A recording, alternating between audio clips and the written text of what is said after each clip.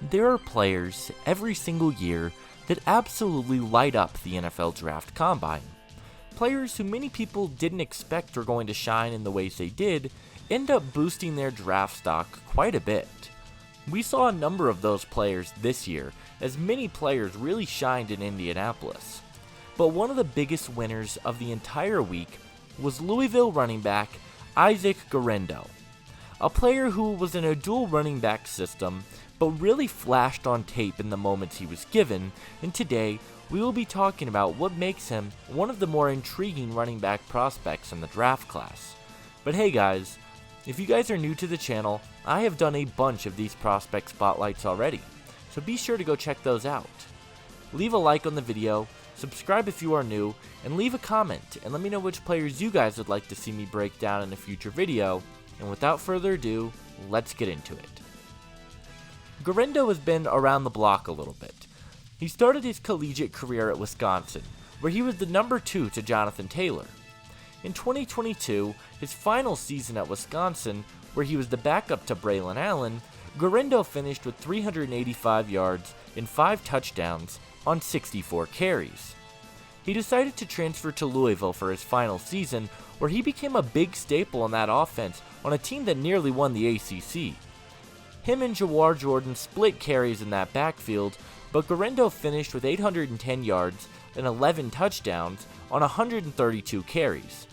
It was by far his most productive season, and luckily for him, his pre-draft process has been really incredible. He had a very strong week at Dallas during the Shrine Bowl, and he had a very strong showing at the NFL Draft Combine in Indianapolis. Both of these have really helped him boost his draft stock, and he looks like one of the top running back prospects in this class. Guerendo is a bigger running back. He is 6 foot, 221 pounds, and he is a very strong runner. That was one of my favorite things to see from him on tape, was that he was a very good runner through contact. He had the ability to fight through contact and continue to stay on his feet fighting for extra yardage, and he is a very strong and powerful back.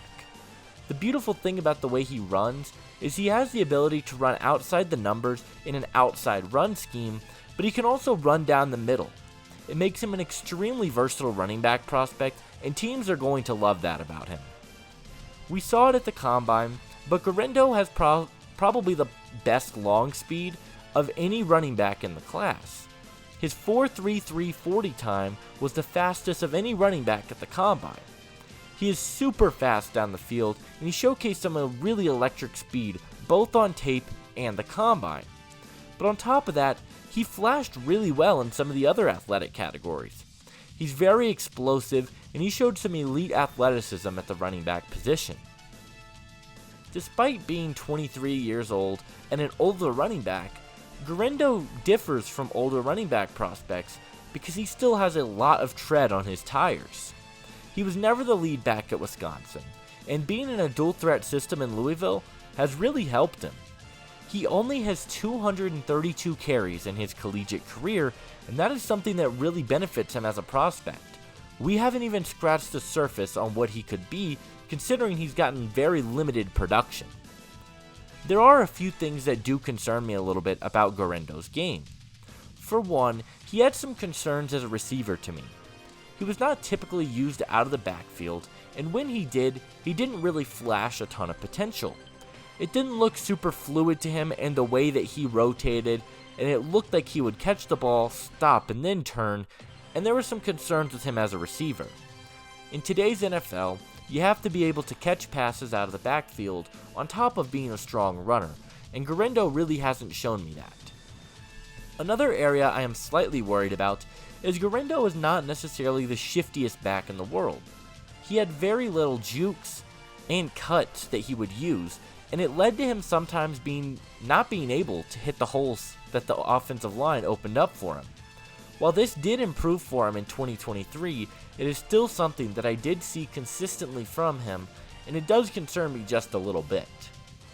Guerendo has flown up my board after a strong Combine performance. I liked him quite a bit coming into the week, but he really impressed me, and I was not expecting him to test out that athletically. His potential is super high, and he is my number 6 running back in the class. In a running back class that isn't the strongest, Guerendo is a player who I think could be a real standout from this class. He is my number 106 overall player. We talked about it earlier, but an awesome part of Guerendo's game is just how versatile he is as a runner. He can be a power back, he can be an outside zone runner, and he can do so many different things on the ground that I think make him a very intriguing running back. I think he's a very scheme versatile player, and he could fit in a lot of different offensive sets. My player comparison for Isaac Guerendo is one of his former teammates, and that is Indianapolis Colts running back Jonathan Taylor. Athletically, they are very similar, but on top of that, they both have a very similar skill set. They both are bigger, stronger runners, but they can get outside the numbers, they have elite long speed, and they're very hard to tackle. Even the styles in which they run are very similar, and athletically, their numbers are almost identical. So that's my comparison for Guerendo. Isaac Guerendo is a thundering back. He is powerful, extremely athletic, and it feels like we have just scratched the surface on what he can be. I'm a big fan, and ultimately believe he will be a day 2 pick in the 2024 NFL Draft.